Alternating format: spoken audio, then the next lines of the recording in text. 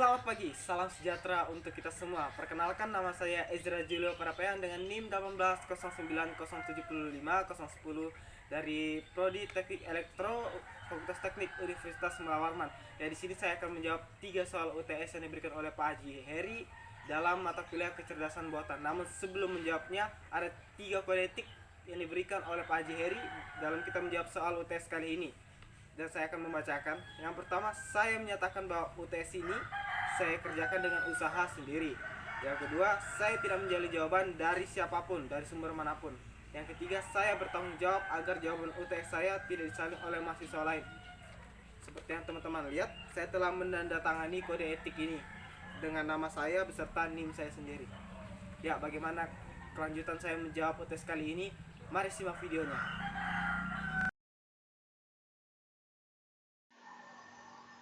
Ya, kita akan mulai menjawab 3 soal yang diberikan oleh Pak Haji Heri untuk UTS pada pertengahan semester 4 ini. Saya menjelaskannya dalam bentuk presentasi, yaitu di PowerPoint. Kita lanjut kepada slide yang pertama. Ya, ini perkenalan singkat saya. Kita lanjut pada pertanyaan pertama. Ya, yang pertama, sebuah mesin dikatakan cerdas. Dalam hal ini kecerdasan buatan kalau memiliki 2 hal berikut, yaitu ada 5 opsi. Yang pertama, bekal pengetahuan dan kumpulan data atau yang biasa kita sebut database. Yang kedua, bekal pengetahuan dan kemampuan nalar. Yang ketiga, bekal pengetahuan dan software terbaru. Yang keempat, database dan software terbaru. Dan yang kelima, software terbaru dan kemampuan menalar. Dari kelima opsi ini saya lebih condong kepada yang opsi yang kedua yang sudah saya tandakan warna merah, yaitu B, bekal pengetahuan dan kemampuan nalar. Ayo kita selidiki satu-satu. Opsi yang pertama, bekal pengetahuan dan kumpulan data. Jadi dari opsi yang pertama ini, bekal pengetahuan dan kumpulan data itu kaitannya relevan ya, atau bisa disebut sama lah, karena dari definisi database sendiri yaitu sebuah kumpulan data yang dimana kumpulan data ini disimpan secara sistematis dalam komputer, yang dimana dalam komputer itu nanti akan diolah, bahkan bisa dimanipulasi menggunakan perangkat lunak atau biasa kita sebut software, terus aplikasi maupun program, yang dimana outputnya akan menghasilkan informasi. Terus spesifikasi dari database ini tuh berupa tipe data, struktur data, dan juga batasan-batasan pada data yang dimana akan disimpan ke dalam komputer. Jadi database ini juga sangat penting ya teman-teman, karena dia sebagai gudang penyimpanan data. Nah, gudang penyimpanan data ini yang saya sebut kenapa relevan dengan bekal pengetahuan, karena sebuah kumpulan data yang disimpan dalamnya ada sebuah bekal untuk kita ketika kita ingin membuat sebuah software, program, ataupun aplikasi. Seperti itu. Itu mengapa saya bilang relevan atau sama lah bisa kita bilang. Terus yang kedua, bekal pengetahuan dan kemampuan nalar. Ya, ini saya rasa ada 2 hal yang sangat penting ya yang harus kita miliki. Karena apa? Kita sudah dianugerahi sebuah pengetahuan dari lahir, terus kita dianugerahi sebuah kemampuan nalar yang dimana kedua hal ini berkesinambungan. Kita gunakan nalar kita untuk mengasah pengetahuan yang kita sudah dianugerahi ya secara luas, bahkan kita bisa mengimplementasikannya di kemudian hari. Itulah pentingnya. Terus yang ketiga, bekal pengetahuan dan software terbaru. Yang saya permasalahkan di sini yaitu software terbaru. Dia tidak dijelaskan secara konkret apakah software terbaru ini lanjutan dari software yang lama atau pembaruan lah dari software yang lama atau tidak. Tapi yang saya tangkap, software terbaru ini adalah kecerdasan buatan. Dan saya kurang setuju karena apa? Kecerdasan buatan jadinya juga dibuat untuk software yang lama, karena software yang lama dibuat menggunakan kecerdasan buatan ya. Jadi saya kurang setuju ketika software terbaru digunakan kecerdasan buatan. Begitu juga opsi yang keempat dan kelima sama, itu salah. Jadi jawabannya B, buta pengetahuan dan kemampuan alam. Ya, di sini ada catatan juga. Apa sih artinya kecerdasan buatan itu supaya kita lebih paham lagi? Jadi kecerdasan buatan yaitu merupakan kecerdasan yang dikembangkan oleh manusia dalam suatu sistem teknologi, diatur dan dikembangkan dalam konteks ilmiah, bentukan dari kecerdasan ilmiah yang ada. Bentukan dari kecerdasan entitas. Jadi entitas ini adalah sebuah wujud atau perwujudan dari kecerdasan buatan. Yaitu apa sih wujudnya? Itu ilmiah. Ilmiah yang ada. Itu adalah wujud atau entitas dari kecerdasan buatan. Jadi penting kecerdasan buatan mempunyai entitas. Baik, kita lanjut kepada soal yang nomor 2, yaitu pernyataannya salah terkait perbedaan kecerdasan buatan dan kecerdasan alami. Ini ada 5 opsi. Sebelum kita menjawab, kita harus tahu apa sih perbedaan-perbedaannya. Yang pertama, kecerdasan buatan lebih bersifat permanen. Kecerdasan alami bisa mengalami perubahan. Kecerdasan buatan lebih mudah diduplikasi dan disebarkan, sedangkan kecerdasan alami memerlukan proses waktu yang cukup lama untuk ditransfer atau apalah itu. Terus yang ketiga, kecerdasan buatan dapat didokumentasikan, sedangkan kecerdasan alami bisa diingat namun juga bisa hilang karena sifat manusia yang pelupa. Terus kecerdasan buatan bekerja dengan input-input simbolik. Kecerdasan alami bekerja secara kreatif dan inovatif dan menggunakan pengalaman secara langsung, yang mana yang dia dapatkan, yang dia lakukan, terus dia implementasikan di kemudian hari. Nah, ini adalah perbedaan-perbedaannya. Jadi dari perbedaannya itu kita bisa dapat simpulkan yang salah apa? Pemikiran dapat digunakan secara luas pada kecerdasan buatan dan kecerdasan alami, kemampuan berpikir terbatas. Kenapa ini salah? Ini terbalik, seharusnya kemampuan berpikir terbatas adalah kecerdasan buatan dan yang luas kecerdasan alami. Karena apa? Kita diberikan pemikiran secara luas-luasnya untuk menghasilkan ide yang kreatif dan inovatif, terus kita tuangkan. Beda dengan kecerdasan buatan yang hanya mengandalkan database yang ada di dalamnya. Ketika tidak ada di dalamnya dan kita menggunakan yang lainnya, itu tidak bisa, kita harus masukkan kembali. Itulah mengapa kita menggunakannya secara terbatas. Ya. Itu untuk jawaban nomor 2, yaitu C, pemikiran dapat digunakan secara luas untuk kemampuan berpikir terbatas. Kita lanjut pada soal yang nomor 3. Jadi soal nomor 3 ini dia game ya, yang kita selesaikan dengan algoritma BFS dan DFS. Dan harusnya namun kita akan baca soal nomor 3. Dan nomor 3, terdapat 3 orang dokter dan 3 orang penduduk asli yang kanibal. Mereka harus menyeberang ke sisi sebelah sungai dengan menggunakan sebuah perahu. Perahu hanya boleh berisi penumpang maksimal 2 orang. Jumlah kanibal tidak boleh lebih banyak dari jumlah dokter di salah satu sisi. Jika tidak, maka dokter tersebut akan dimakan oleh kanibal. Bagaimana cara menyeberangkan ke 6 orang tersebut sehingga semuanya dapat selamat sampai di sisi sungai seberangnya? Selesaikan dengan algoritma BFS dan DFS. Jadi hasil dari algoritma BFS dan DFS saya akan tuangkan dalam bentuk animasi, bukan dalam bentuk gamenya, dalam bentuk animasi supaya lebih jelas yang saya buat, karena saya tidak menemukan gamenya. Jadi kita langsung jawab saja. Jadi dari pertanyaan itu ada 4 rules yang saya dapat. Yang rules yang pertama, perahu hanya bisa dinaiki oleh 2 orang. Yang kedua, menyeberang harus menggunakan perahu. Yang ketiga, perahu hanya bisa dinaiki 2 orang. Yang keempat, jumlah dokter harus lebih banyak dari jumlah kanibal di salah satu sisi agar dokter tidak dimakan oleh kanibal. Dari pertanyaan tersebut, kita mendapatkan step awal, yaitu terdapat 3 dokter dan 3 kanibal di sisi kanan laut. Dan step akhirnya, 3 dokter dan 3 kanibal berhasil menyeberang ke sisi kiri sungai. Ya, di sini ada gambar dokter. Ya, ada 3 dokter dan kanibal. Jadi ketiga kanibalnya sama ya mukanya. Terus perahu. Jadi sebenarnya ini cuma hiasan aja beruangnya, itu bukan termasuk toko. Ya, jadi abaikan. Kita langsung lanjut untuk penyelesaian. Game menggunakan algoritma BFS. Ya. Di sini saya misalkan D sama dengan dokter, K sama dengan kanibal. Di sini ada repeat logic yang saya simbolkan sebagai persegi panjang warna kuning. Coret logik atau logika yang benar itu saya simbolkan sebagai persegi panjang warna hijau, dan wrong logic atau logika yang salah saya simbolkan sebagai persegi panjang warna merah. Jadi ini DK sebelah kiri dan ada DK sebelah kanan, yaitu DK penyeberangan dan DK sebelum penyeberangan.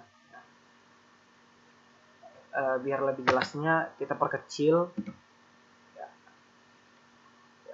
DK seperti state awal, ini state awalnya. 3 dokter, 3 kandidat sebelah kanan. Selanjutnya ada 3 kemungkinan yang saya dapat. Pertama, 2 dokter dan 0 kanibal yang berhasil menyeberang sebelah kiri, dan 1 dokter 3 kanibal di sebelah kanan. Ini salah, ini adalah pemikiran salah. Karena apa? Yang pertama, nilai dokter, jumlah dokter lebih kecil dari kanibal. Seperti yang peraturan, jika lebih besar kanibal maka dokter akan dimakan. Kemungkinan kedua adalah 0 dokter sebelah kiri dan 1 kanibal sebelah kanan, dan 1 kanibal, dan sebelah kanan 3 dokter dan 2 kanibal. Ini benar karena tidak ada yang dimakan. Dan juga kemungkinan yang ketiga, 1 dokter berhasil dibawa dan 0 kanibal, dan sebelah kanan ada 2 dokter, 3 kanibal. Ini salah. Kenapa? Jumlah kanibal lebih besar dari jumlah dokter, maka dokter akan dimakan. Karena dokter tidak punya power, tidak ada senjatanya kecuali suntikan. Terus yang ketiga, langkah yang ketiga ada 3 kemungkinan juga, namun kemungkinan pertama saya rasa itu adalah repeat logic atau logika yang terulang, karena ketika saya selesaikan sampai bawah, ketika saya analisa ada logika terulang di step selanjutnya, ya, step di bawahnya. Mungkin nanti saya akan jelaskan ketika kita temukan repeat logic ini. Nah, yang pertama ini, 1 dokter dan 1 kanibal sebelah kiri berhasil menyeberang, dan 2 dokter 2 kanibal sebelah kanan. Ini benar karena jumlahnya sama antara kiri dan kanan, jadi tidak ada dimakan, dan juga sesuai dengan rules. Terus juga yang kemungkinan kedua ada 0 dokter dan 3 kanibal, dan 3 kanibal dan 0 dokter. Kenapa bisa 3 kanibal? Berarti saya akan bawa perahu dong. Mungkin itu yang akan dipertanyakan. Karena 2 kanibal sudah dibawa nyebrang dan 1 kanibalnya masih di perahu yang untuk menyeberangkan. Jadi kenapa saya sebut di sini ada 3. Ya. Terus kemudian ketiga ada 0 dokter dan 2 kanibal, dan 3 dokter dan 1 kanibal sebelah kanan. Karena apa? Setelah dari perahu kanibalnya naik. Ya, ini salah, maaf. Ini harusnya 1 dokter dan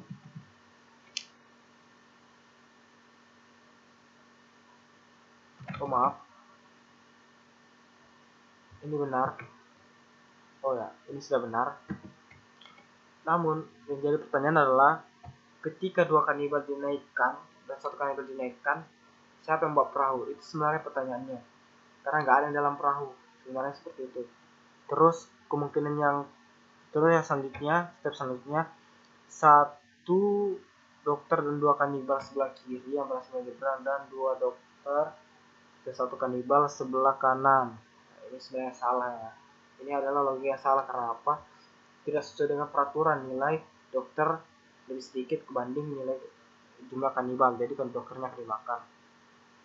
Dan ini yang benar, yaitu logika yang benar, 1 dokter 1 kanibal dan 2 dokter dan 2 kanibal. Nah, ini yang saya bilang logika terulang pada step selanjutnya. Ini sama, jadi percuma nanti akan mengerjakan 2 kali.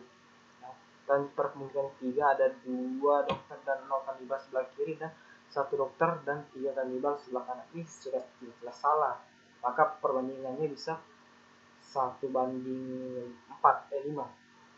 Nah, 1 dokter dan 5-nya kanibal kalau dibentukkan dalam skala, jadi salah. Terus step selanjutnya ada 3 kemungkinan juga, dan juga ada repeat logic, logika yang berulang. Ini 0 0 dokter 3 kanibal sebelah kiri dan 3 dokter 0 kanibal sebelah kanan. Ini sama seperti ini. Jadi percuma, ketik ini juga benar namun akan terulang, jadi akan mengerjakan 2 kali.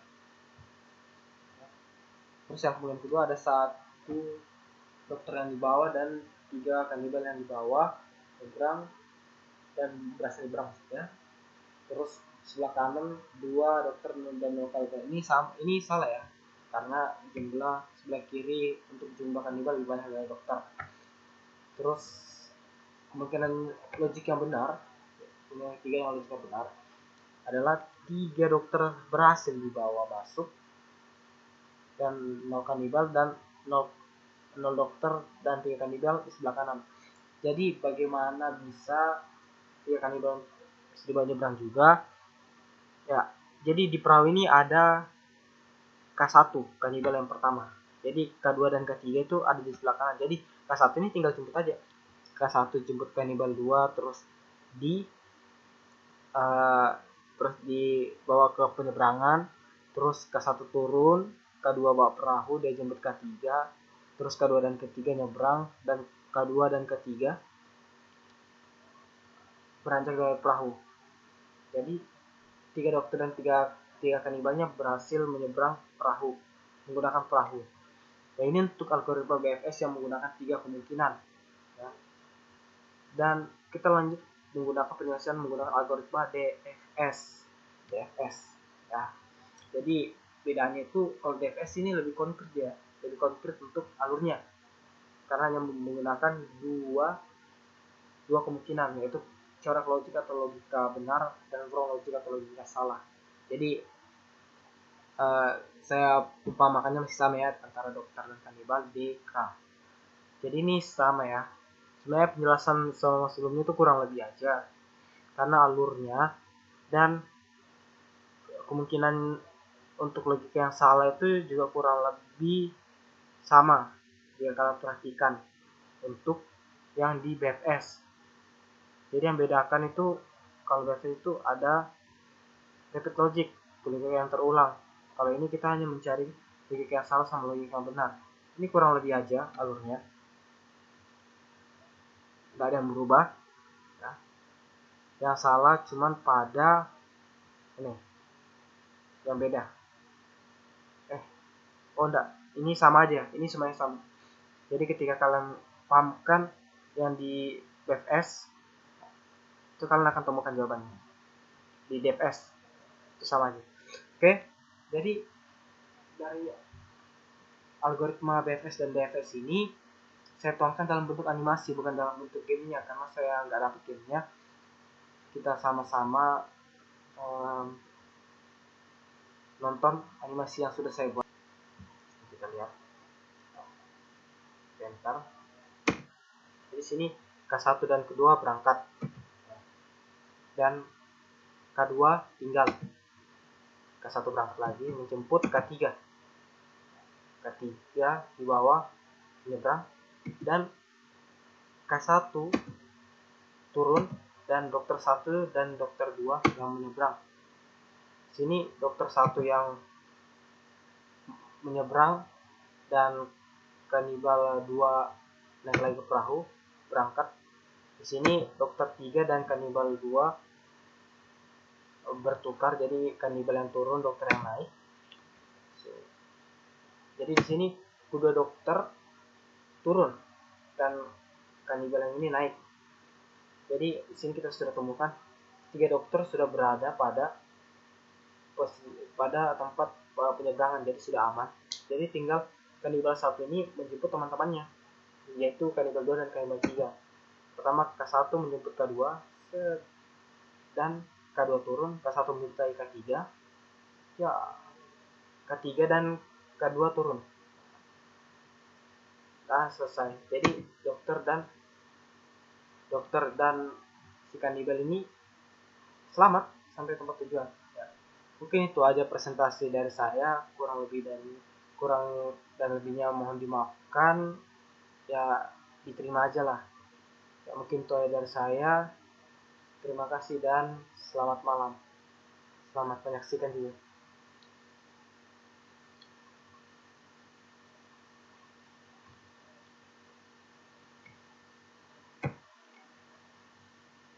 Bye.